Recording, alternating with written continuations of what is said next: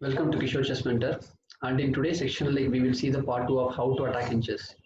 In the last session, we have seen the part one of how to attack in chess, and in the last session, we have seen how the e6 is quite exposed, and the bishop gives a tactical blow on e6.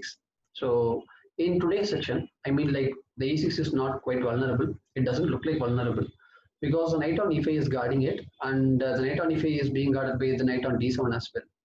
So it looks like everything is secured, and knight is acting as a shield, and it doesn't pave way for the attack on the e6. So this gives me when I see this position, this takes me back to good old days when I was in college. I used to be a last bencher, and we don't used to study often. So being last benchers, we used to study only at the last moment, and we used to have a very good friend of ours, and he used to teach us the subjects, and we used to go ahead and we used to write the exams and clear it. And our good friend is Chiranjeevi. So I am forever grateful for him because of him I can say that I became an engineer. The reason is he used to teach us, and the good thing about Chiranjeevi is that he has to study and he is teaching us the subject. So that is a nice thing. But for the sake of friendship, what he used to do is that he used to read the arrear subjects as well, even though he doesn't have any arrear during his entire time. So that is the nice thing about Chiranjeevi, and I am thankful for him. And one of the experience what I had during the final semester is that myself and Velmani, we used to go to Chiranjeevi's home. So that is where we used to learn the subjects. So all of a sudden, what happened on one fine day, it was heavily raining, and we were, we were quite wet, and it was full of waters on the roads. So we have to walk, and there is no other way to go because the vehicle was not moving. And so one of the person he looks like he is coming directly from the space. Okay, so everything is being covered. Okay, so even for hands, he used to have gloves to protect himself from getting wet, and nice shoes. Quite a long shoes in order to protect himself, and nice jacket as well as the hoodie. And the only place which he didn't cover or he couldn't cover is the face. So we used to see him and see how protective he is, and we used to walk. And all of a sudden, what happened? There was a bus which passed by, and the water splashed right on his face. Okay, not on his hand or not on his legs or anything. So it directly splashed right on his face, and we couldn't control. We laughed. Okay, so we shouldn't have, but during that age, so that is what we have to do, right? So so we laughed, and we moved on. Okay, so they went to Sanjeev's home for studying. So here, when I see this position, it quite resembles the same thing. Okay, so it is shields everywhere. So the knight on e5 is being protecting the knight on d7 is protecting the e5, and e5 is guarding the e6. So everywhere it looks like it is protecting. Okay, so or it is acting as a shield for the king. Okay, and saying you cannot attack, right? And the water splashed right on the face of e6.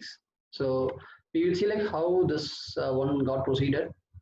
And in yesterday's section, we saw how the bishop on e6. Okay, so it's a direct tactical blow, right? So today we will see some indirect stuff, what white has to do in order to attack the e6. So the same position or the same structure from yesterday is that one thing is quite common, that is the attack is on e6, and the second thing is the king is in the center. So these two are the things that which I wanted to convey, and we are going to take it in the part two. So let's go to the position, and here, so there is no direct attack on e6. So knight and d6 will be proceeded with pawn on e6, and there is no other piece that is eyeing for e6. So straight away rook into d7. So this is one brilliant move. Okay, so here he is quite exposing the king. Knight into d7, and now knight into e6. So splash right on the face, pawn into, queen into. And there are a couple of variations here. So right away, the king is under attack, the bishop can go to e7 or the king can go to d8. So there are two options. So let's first go with bishop e7.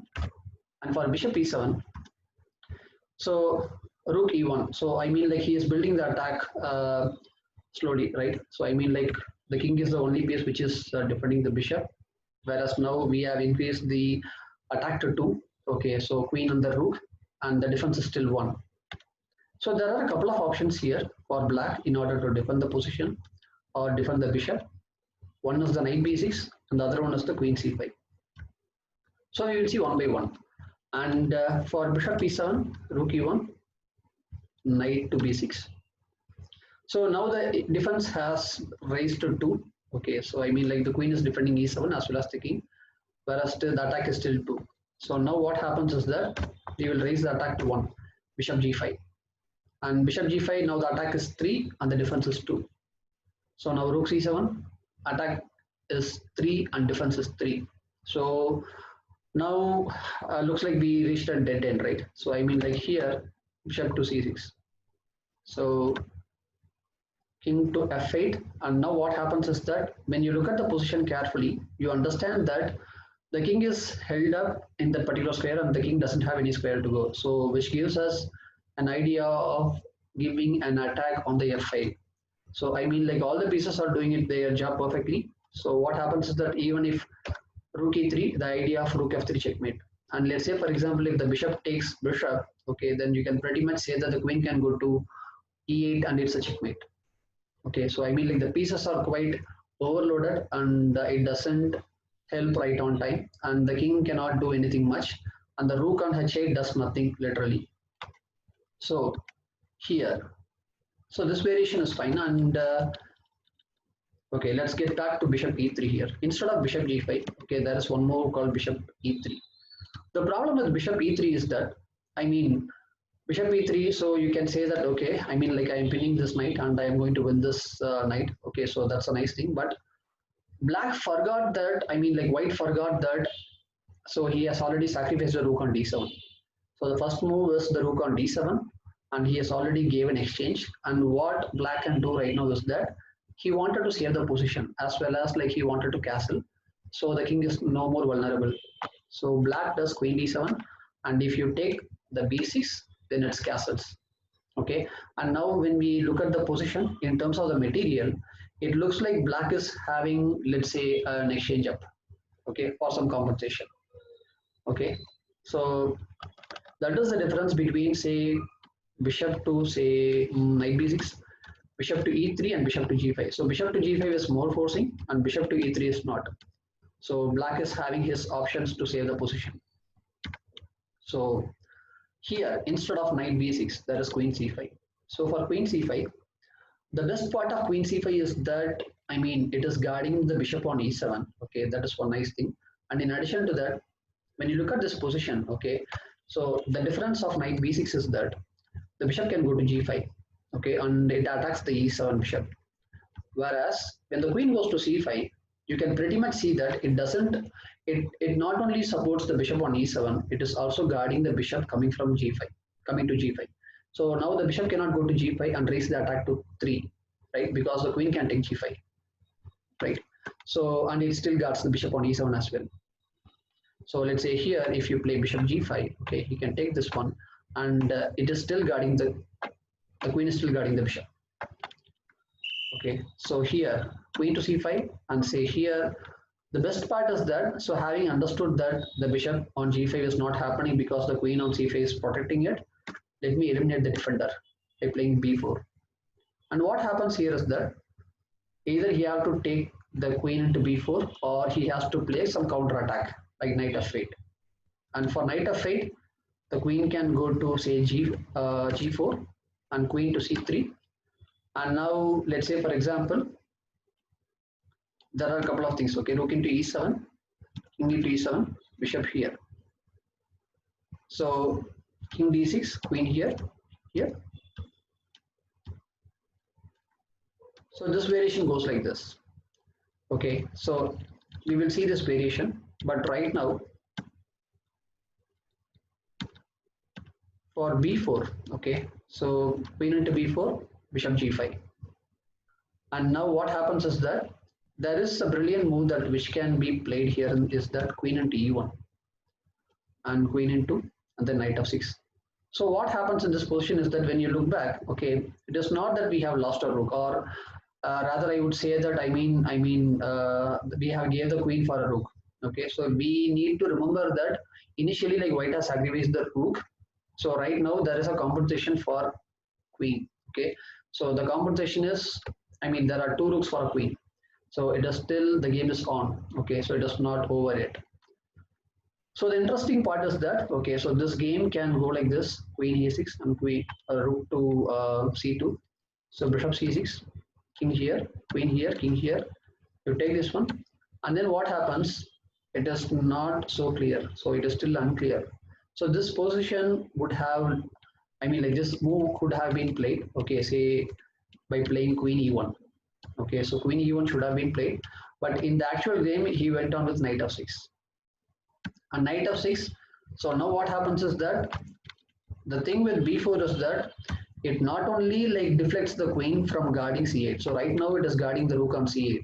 Okay, but the moment you play b4, it is doing a couple of things. It is deflecting the queen from protecting the rook on c8, and also it is deflecting the queen from protecting the bishop coming to g5.